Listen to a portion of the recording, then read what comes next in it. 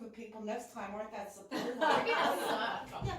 I'll tell you, this is just a wonderful day. I love taping these shows. We're just growing and growing, and so many wonderful people are here. And I'm blessed that they like me enough to stay in the audience so we can support each other. And it just creates such a good energy, don't you think? It's like amazing. Yes, wow, good energy. Thank you. Thank you. Now, of course, we have another guest. And I am so excited to bring you up, Tom. I had a brain thing when I opened the door. I go, who are you? But it's okay. I came back into reality because, okay, Tom, Katsis, let me give the background first before I go to what I'm dying to talk to, which is Tom caught the acting bug when he was in the Christmas play in the 4th grade in Sioux City, Iowa. Acting suited him from that point on. You know, that's wonderful when you know what your passion is at such a young age. That's amazing. And drama classes in high school. He did performing in college plays and always enjoyed doing that. And after college, he's a teacher and he directs plays. Oh, I might have work for you. And speech forensics. Oh, I really need your help. He enjoyed performing in plays, filming commercials, and forming an improv troupe. Fast forward to Hollywood in 1994, and he's a proud member of SAG-AFTRA. So that's quite an accomplishment. That's amazing. And now he has been an Abraham Lincoln presenter for 20 years. And that is, and some of my guests here have seen him, and that is amazing. Maybe you could do a little thing for us, and you could see where Abe is in there. And he has a rich and varied career in television, film, commercials. He has been, he recently released Heavenly Deposit with John Savage and Barry Van Dyke, and plus the upcoming Enter the Diamond. Now, last month, and this is also, he does stage, he was in the premiere of the play, The Last Word, written by Jan Miller, Quran, at the Gary Marshall Theater, which is really, that's amazing. Yeah, that was, that's a huge deal. That's a beautiful theater, and it's right down the road from me. So, and there are plans to tour with the play in the new year. And that reminds me, all of you, put me on your email list. So when you're doing gigs, I know when you invite me, I'll go check you out. So now, I just have to. This is also on YouTube. When you type in Tom Katsis, you will find Interview with a Millennial. And this is really, you know what, let's bring Tom out to talk about this. Tom Katsis. Oh my God. How are you? Oh, Good to see you, Marguerite. How are you, Marguerite? Thank you. My God. Wow, this, I think you've really embodied Abraham Lincoln. Without the beard, I look like Ryan Gosling. So. Really? Oh, I understand. I just have to ask, how long have you been doing Abraham Lincoln? It'll be going into the 20 years? 21st, going into the 21st year now. Wow. And are you going to be doing that anytime soon? Well, January, February, pretty much presidential month. So I've got a big show January 30th in Bakersfield for a school. Oh, in Bakersfield. And then Petaluma in February. Okay. So a company out of Detroit called Mobile Education found me because they were looking for a Lincoln presenter for California. So they write a show for the K through 2nd grade, a show for 3rd, 4th, and 5th, and a show for the middle school. Amazing. So it's really well-written scripts. And then, of course, I do a little improv. And I've been researching Lincoln for 20 years, too. So it's a lot of fun. So you and Roberta have a lot in common, your two characters. You should get together and do something. Well, Amelia meets Abraham Lincoln. Lincoln, I'll do a little bit of Lincoln right now. Okay, would you? Take Mary Todd, please.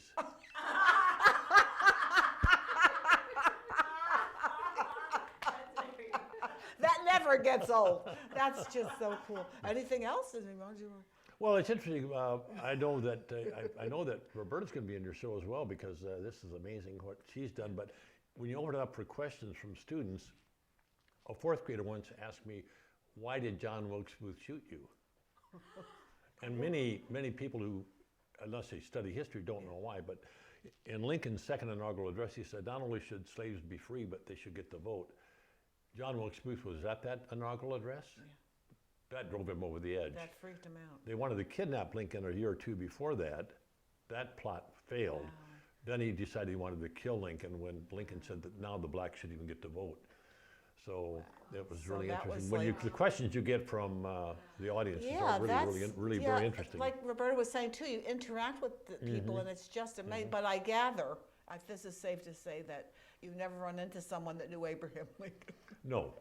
But I think that's safe to say if I've got my history right. what I don't want to do anymore is I don't want to do any reenactment shows, because they did a few reenactment shows the last few years, because another really good Lincoln couldn't make some of those reenactments. But almost all the relatives that are descendants of the Confederacy have pretty much all passed away. Yeah. And when you do these reenactments, you would think the war is still going on.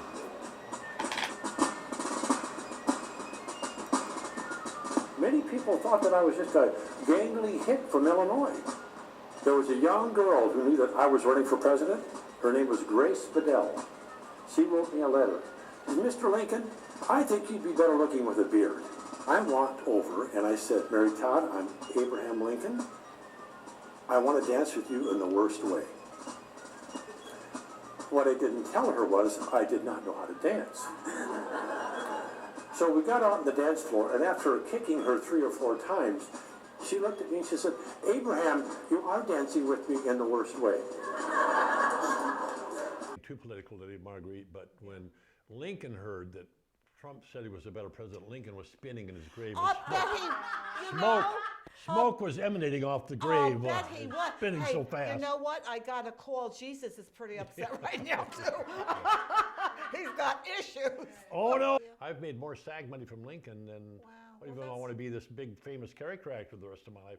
I've made a lot of money doing Lincoln. Well, that's really good, and that's very encouraging for people who want to go into acting too, because there's so many different ways to have a successful career in the industry as an actor. It's not just one way. It's not just one way that you see it in certain movies and everything. And I love actors. I have a lot of actors for friends. It's just amazing everything you do, and I just love, like I said, I love working with actors. They're the only people that listen when I direct them to do something. Nobody else pays attention to me. But now the other thing I want to talk about is this Millennial video. Oh, that went crazy. Now, before I say anything, what I'd like to do is actually show it. So Okay.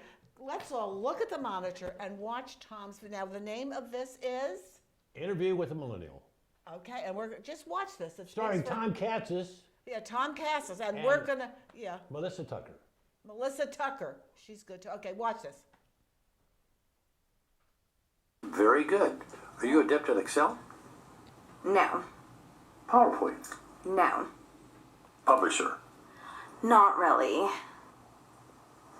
Exactly in what area of technology are you proficient? Snapchat, Pinterest, Instagram, Vine, Twitter. You know the big ones. I'm surprised you didn't say Facebook.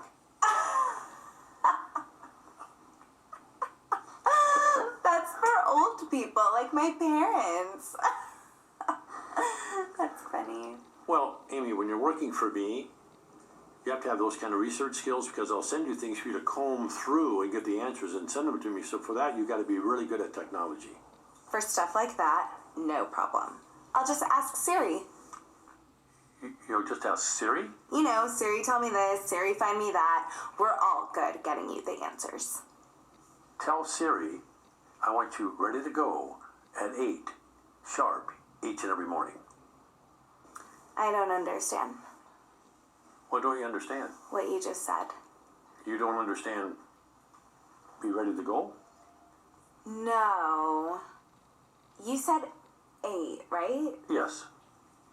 8 like in the morning 8? Yes, in the morning. Yeah. That kind of doesn't work for me. Who gets up at 8? I do. I Skype with my French boyfriend in Paris until like 3 in the morning. I don't even get to Starbucks until like 10, where I order my grande chai tea latte, 3 pumps, skim milk, light water, 2% foam, extra hot, but not too hot. So if it's okay, I work best in the morning at 10:45. Wow. To ask you this time, really, I watched that the first time. I couldn't stop laughing. I mean, I'm alone here a lot, so I have to look for humor in between my writing. Try to be a little humor in your life. I'll let you go off Yes, the and I just laugh because I can really, that just feels real to me. Well, here's the real story about Yeah, tell us about this.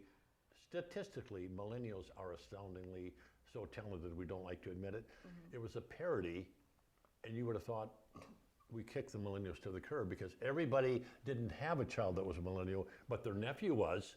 But HR directors were on their own, went nuts with it because you do have the entitled fourth grader, the entitled millennial, the entitled older guy.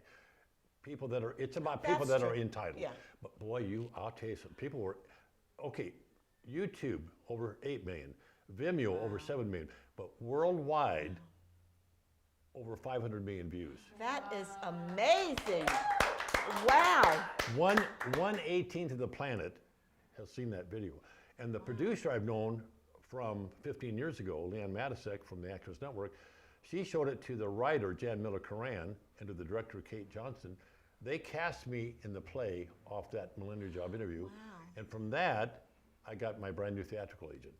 Wow. So that's finally getting some traction, amazing. finally getting some rewards from that little gem. Oh, but that's amazing. Did you have to go, did they have to audition a lot of people to get to her? She's so perfect. Oh, well, it was her demo reel.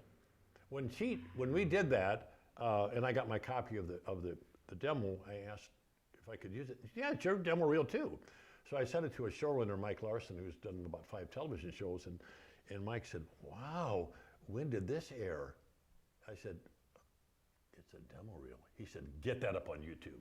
Yeah, he was right. He Yep. gave you good And advice. it shot right through the charts. Wow. I Celebrity Cafe. Michelle Tompkins interviewed us, and she was interviewing us, and she said, "How did you practice all your expressions?" I said, "We didn't. You didn't practice?" It's no, we were just working off of each other. Yeah, your expressions And I in went, it. "Wow, Amy, I don't think we're going to be a good fit." And so people are saying the wow before I say the wow because they're in that moment with us. So it's pretty funny. Thing. Well, because of that, and I was telling another one of your guests, Erin.